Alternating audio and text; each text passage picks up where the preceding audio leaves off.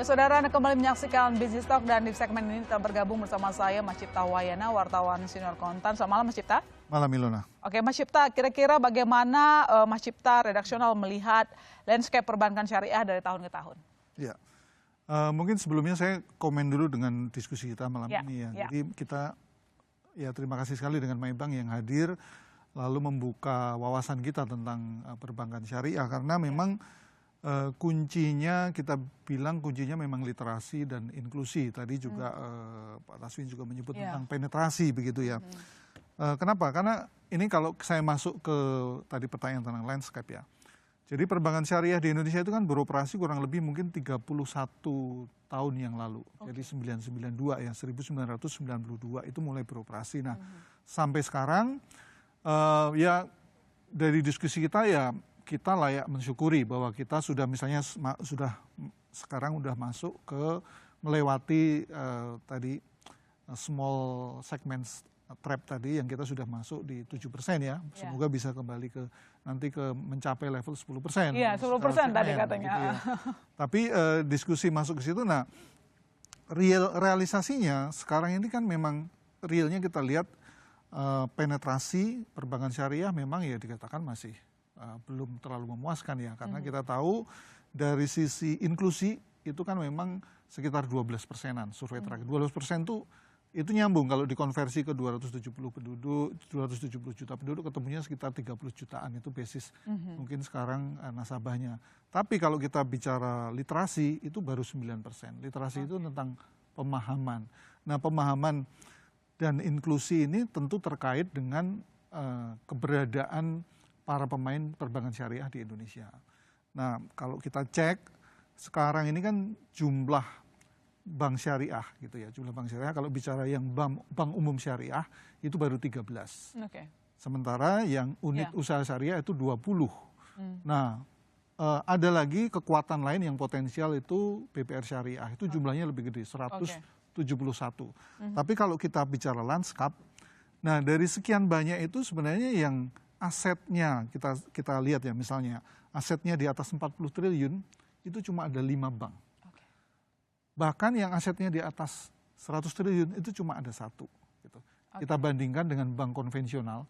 Bank konvensional itu jumlahnya sekitar 105-an. Itu belum menghitung kita BPR yang jumlahnya hampir 1.500-an.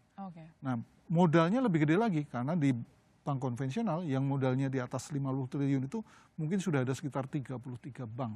Nah, kita bicara tentang landscape ini juga penting. Kenapa? Karena kemudian kita bicara tentang kekuatan, kalau saya istilahkan itu kekuatan untuk teriak.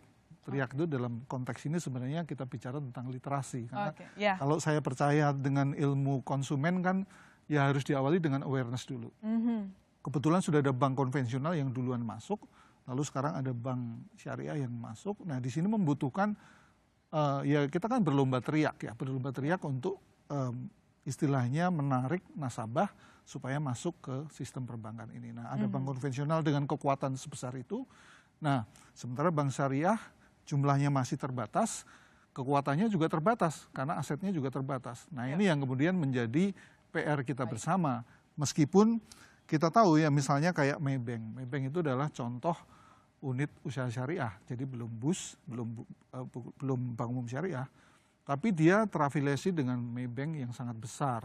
Nah, menarik bahwa ada komitmen misalnya syariah first itu yang dibutuhkan. Karena kemudian meskipun dia masih unit usaha syariah, tapi dengan komitmen itu ya kita harapkan ada kekuatan lebih untuk literasi tadi. Supaya masyarakat lebih paham lagi tentang produk syariah. Dan yang lebih penting dengan kekuatan dukungan modal, dukungan aset yang kuat, itu juga inovasi produk, itu juga menjadi kemudian ada bahan bakarnya gitu loh. Nah, ini ya kita lihat landscape ya memang masih terbatas, tapi kita harapkan dengan momentum sekarang ini kemudian banyak orang, apalagi banyak orang sekarang bicara tentang istilahnya ethical investment, ESG dan sebagainya. Nah, sebenarnya dari dulu udah ada syariah yang sangat relevan. Nah, ini potensinya sangat besar. Ya, potensi yang sangat besar, lantas bagaimana mungkin catatan redaksional untuk memaksimalkan potensi yang ada, atau mungkin apa yang bisa didorong gitu oleh regulator terkhusus OJK di sini untuk mengembangkan perkembangan bank syariah? Iya, Kita selalu diskusinya sebenarnya kalau gitu kan ada dua sisi ya, diskusi dari sisi supply-nya lalu juga dari demand-nya.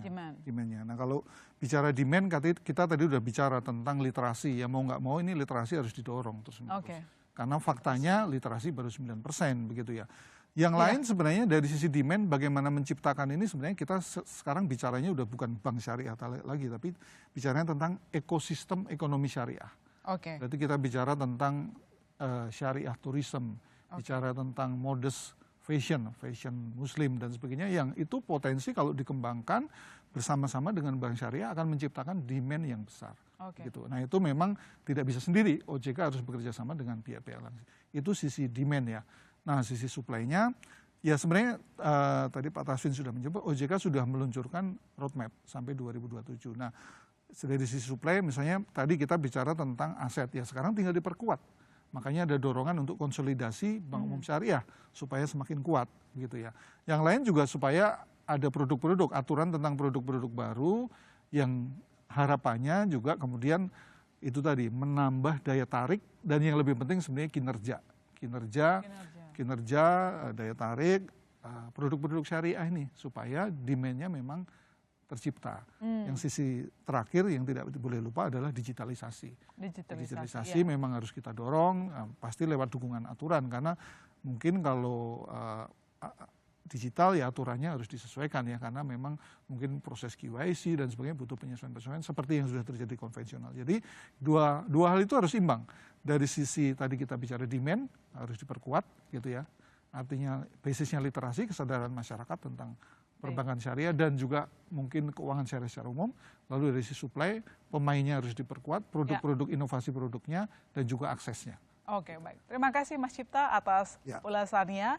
Yang seperti kita tahu sebagai negara dengan penduduk muslim terbesar, potensi keuangan syariah hampir tak terbatas, butuh kerjasama semua untuk memaksimalkan potensi yang ada. Sepakat ya Mas Cipta? Dengan demikian saudara, saya Masih Tarigan undur diri. Sampai jumpa Selasa depan di Business Talk.